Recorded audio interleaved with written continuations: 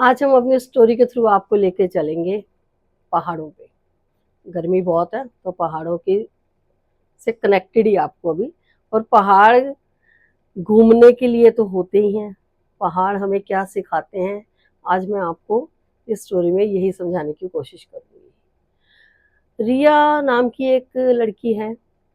रिया अपनी daily job, रिश्तों की उलझन, सारा दिन मतलब रोजमर्रा के कामों से बहुत थक चुकी थी। बस घर पर बैठी हुई, उसने घर पे बैठे ही जैसे चाय पी रही है, उसने सोच लिया कि मैं थोड़े दिनों के लिए आउट ऑफ स्टेशन जाऊंगी। उसने जल्दी से चाय का प्याला खत्म किया, चाय खत्म की और उठकर टिकट बुकिंग के लिए लग गई और वो चली गई मनाली। रिया ने अपना बैग उठाया और चली गई, मनाली के लिए निकल गई।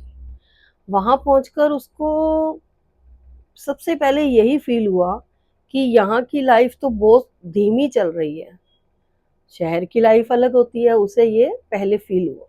वो मनाली के ऊंचे ऊंचे पहाड़, बर्फीले पहाड़ देखकर सब अच्छा उसे लग रहा। रोड पे चलते हुए ठीक लग रहा उसे, क्योंकि दिमाग में अभी शांति नहीं थी उसके, तो बहुत ज्यादा भी खुश नहीं थी।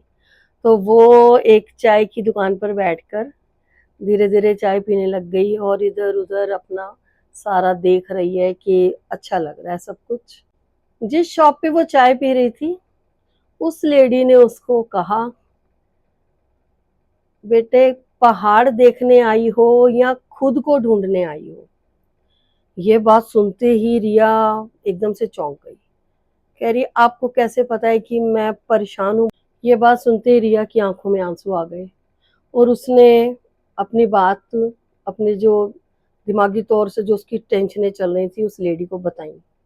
वो कहने लगी कि मैं बहुत परेशान हूँ, मेरे पे जॉब का स्ट्रेस है, रिश्तेदारियों का स्ट्रेस है जो सब पे होता है, और भी लाइफ में बहुत अटरम पटरम चल रहा है जो मुझे परेशान करके रखा हुआ है जिन चीज़ों ने मुझे। तो इसलिए मैं अकेले ही उठकर मनाली चली आई हूँ। उस लेडी ने उसके सर पे हाथ रखा और कहा कि तुम ये पहाड़ देख रही हो, ये भी कोई एक दिन में नहीं बने। इन पहाड़ों के ऊपर भी बारिश हुई है, बर्फें गिरी हैं, पत्थर गिरे हैं, तब भी ये पहाड़ वहीं के वहीं हैं। तो उसने उस लेडी ने यही समझाया, रिया जिंदगी भी हमारी इतनी आसान नहीं होती, पहाड़ों जैसी मुश्किल ही होती है, और मुश्किलें तुम्हें तोड़ने नहीं मजबूत बनाने आती हैं। सारी रात रिया इस बात को सोचती रही। उसने नेक्स्ट डे जैसे ही मॉर्निंग में अपना फ़ोन उठाया और इतने सारे मैसेज देखे। उन लोगों ने मैसेज किए थे जो उससे बहुत नाराज़ थे कि तू ऐसे अपने बिना बताए किसी को भी भाग गई है, यहाँ से इस जगह को छोड़कर परेशान होके चली गई है। तो वो उन्हें ठीक नहीं लग रहा था। तो रिया ने अपने जो सबसे पहला फ़ोन था अपनी माँ को बुक किया और उसने कहा, माँ मैं बिल्कुल ठीक हूँ, मैं घर आ रही हूँ। रिया ने ये ठान लिया कि मैं अब किसी भी परेशानी से भागूंगी नहीं, उसका सामना करूंगी। फिर वो 2 दिन के बाद अपने घर आई, इतने महीनों से बिछड़े सारे फ्रेंड्स से मिली। अब वही लोग हैं, वही नौकरी है, वही जगह है, वही घर है, वही बातें हैं, लेकिन सिर्फ थॉट बदल गए हैं रिया के।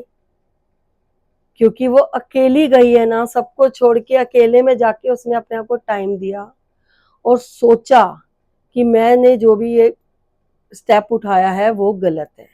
क्योंकि हम लोग अपने समाज से, दुनिया से भाग के अकेले रहना कोई भी ये सोल्यूशन नहीं है प्रॉब्लम का। उस वहीं पे रहो, तरीके से रहो, अपने मन को शांत, दिमाग को शांत करो। और ज़िंदगी चलने का नाम है। मैं बार बार आपको अपनी स्टोरीज में यही बोलती हूँ, किसी भी चीज़ को, परेशानी को छोड़ के भागना कोई हल नहीं है। उसे इस पहाड़ी सफ़र ने एक बात तो सिखा दी जो हमें भी समझनी चाहिए। पहाड़ हमें हमेशा ऊंचा होना नहीं सिखाते, हमें गिरकर मजबूत होना सिखाते हैं। तो कैसे लगी आपको मेरी आज की स्टोरी? थोड़ी लंबी तो है, लेकिन अब समझानी है अच्छी तरह तो मुझे ऐसे ही बात करनी पड़ेगी। अब आप अपने काम पे लग जाओ। मुझे कितने स्टेप है मेरे, फॉलो करो, लाइक करो, सब्सक्राइब करो और शेयर हो सके तो शेयर भी कर दो।